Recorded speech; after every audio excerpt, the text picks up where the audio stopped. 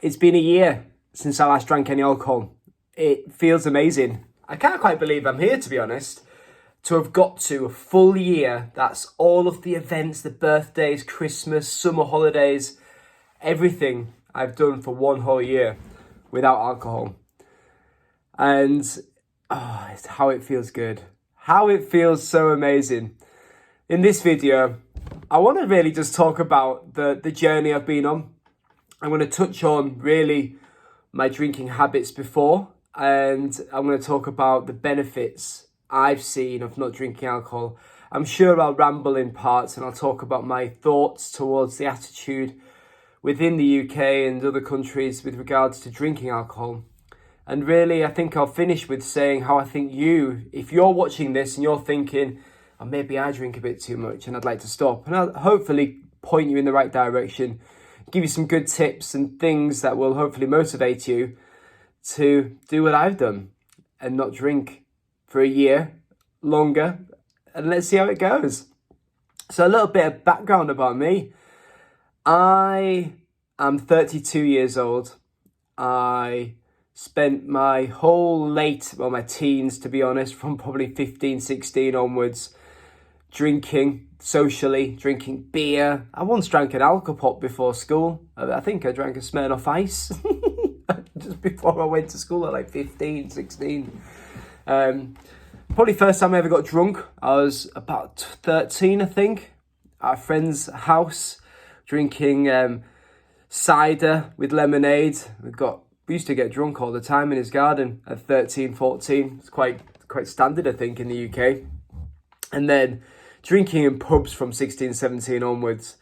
And that really became my late teenage lives. I went to university, I played rugby, so you can imagine I was a top boozer. I was really good at it, really good at drinking 8 to 10 pints in a night, being slightly coherent for most of it, but also being fun. And I was the type of person that when I drank, people wanted me to be around. I was a good boozed person, a good drinker, somebody that was fun to be around.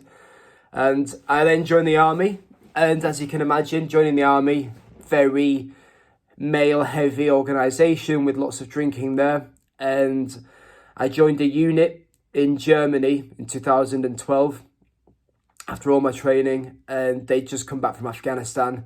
So drinking and boozing with them was just the norm. A lot of guys were probably struggling with things they'd experienced in Afghanistan. I was brand new and just thought this was just how it was. So lots of heavy drinking there in Germany. Then I moved to Cyprus. Settled down a bit, to be fair. Didn't drink maybe as much, but it was never completely gone. And really for the last 10 years or so, well, the last 5 to 8 years, I've drank in heavy moments, but maybe not as much as my early 20s, but still would get drunk quite a lot. And usually party quite a lot, be it Christmases or friends, events, just any event, any reason to get drunk, I would get drunk. And it has an effect. It has effects on your the initial effects are quite obvious. You can get into trouble when you're drunk. I've got this scar on my eye, don't know if you can see that, but that's from being drunk in Germany. Somebody threw a bottle and it hit me in the face after getting into a bit of a scuffle. Lots of other trouble, lots of other things have happened in my life, which I think alcohol's played a large part in. But really, it's me drinking it. So it's me drinking it and it causes all these effects.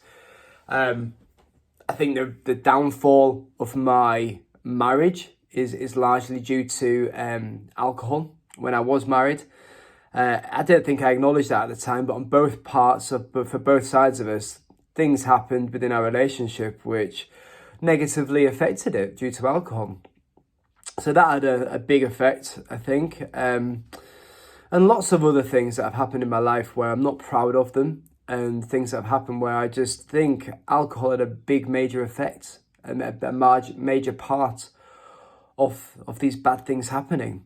I had a stomach condition for pretty much 10 years from university, and I kind of just batted it off as just being like hungover quite a lot of the time. But I'd get these horrendous stomach pains, and I'd vomit quite often. Every 3 to 6 months it would happen. And it wouldn't necessarily happen after a night out, it just happened randomly.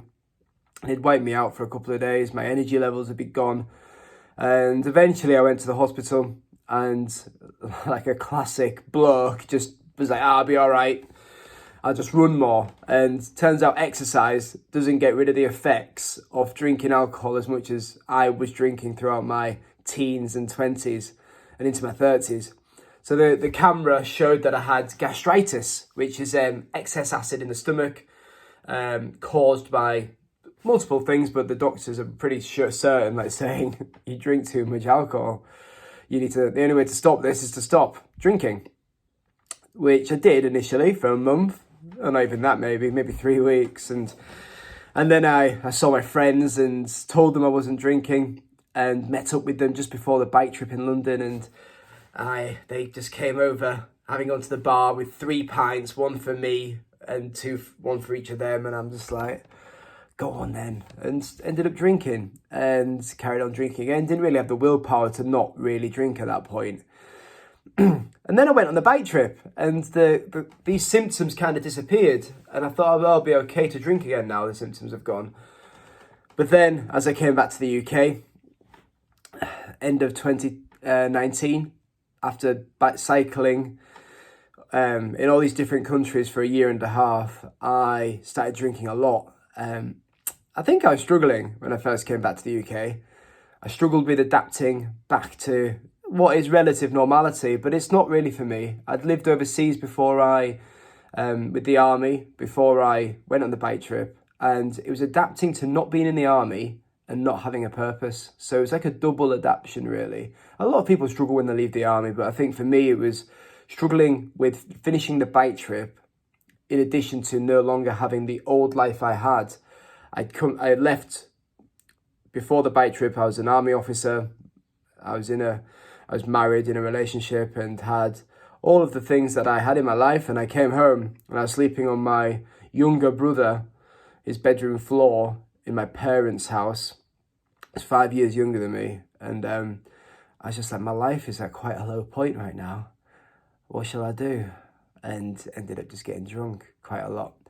I got my own place and ended up getting a job, which on the face of it looks like I'm doing really well. It looks like you're doing great. But on the nights I was living by myself, and I was entertaining myself by just getting drunk and going out on dates and meeting girls, and that was all good fun for sure, but it didn't make me happy. If anything, it made me quite unhappy inside.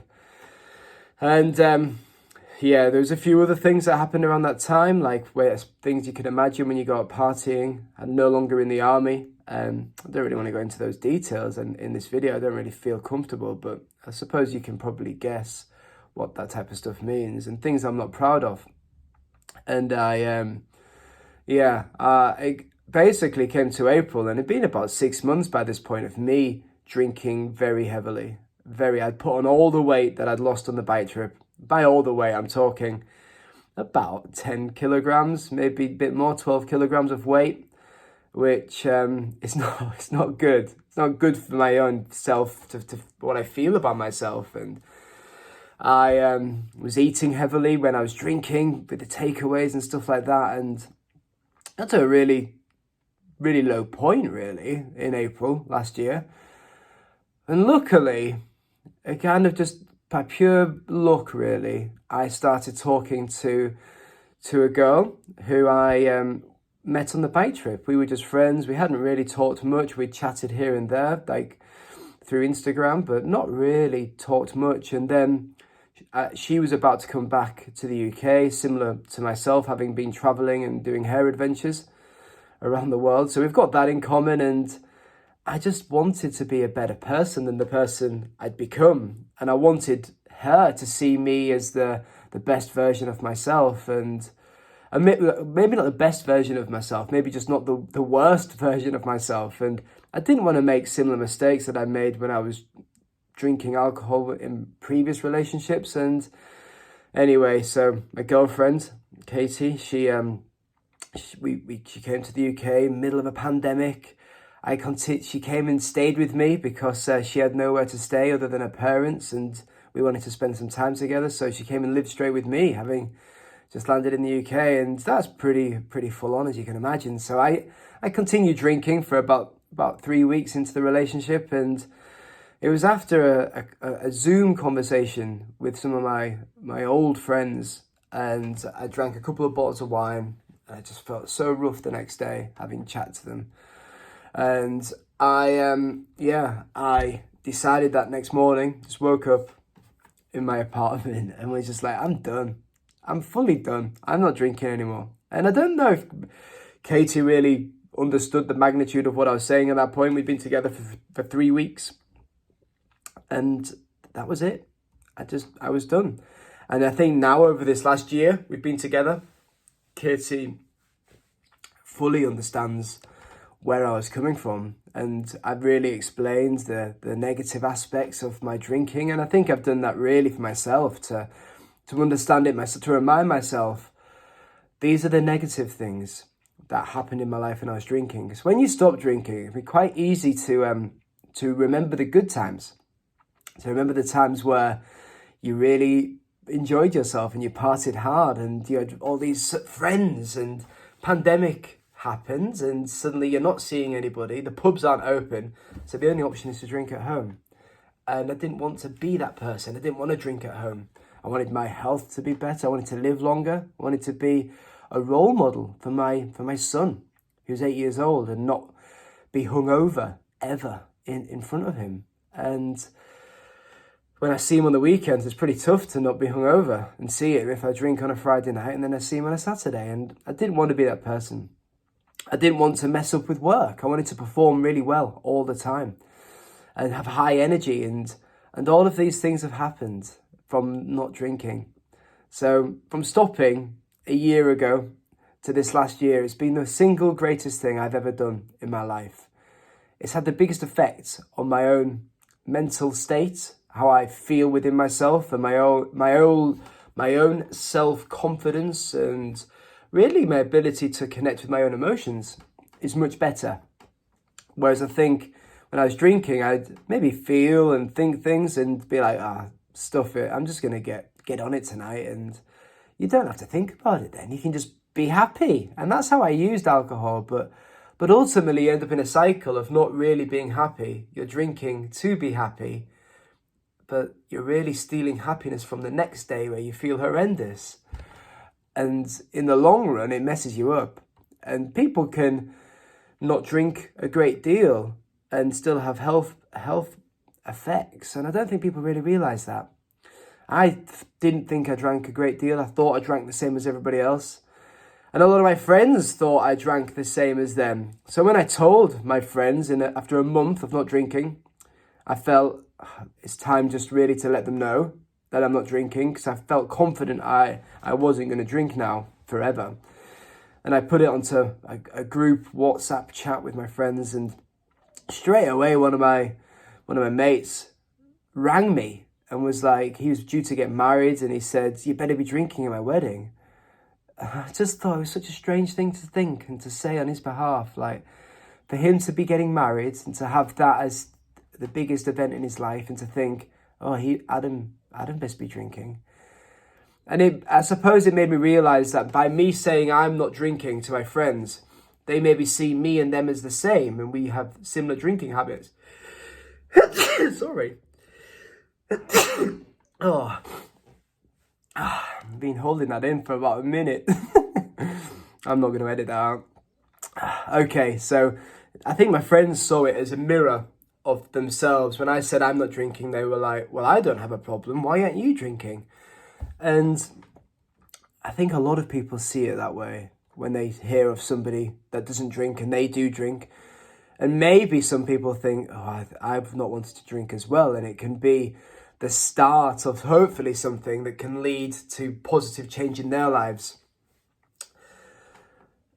I think the definition of alcoholic is something which is interesting, and it's something we often we have quite a hang up with regards to it. And a lot of people are like, well, I'm not an alcoholic, therefore I don't need to stop drinking. Whereas my thoughts now are, if you have any negative effects from drinking alcohol, it's probably worth not doing it.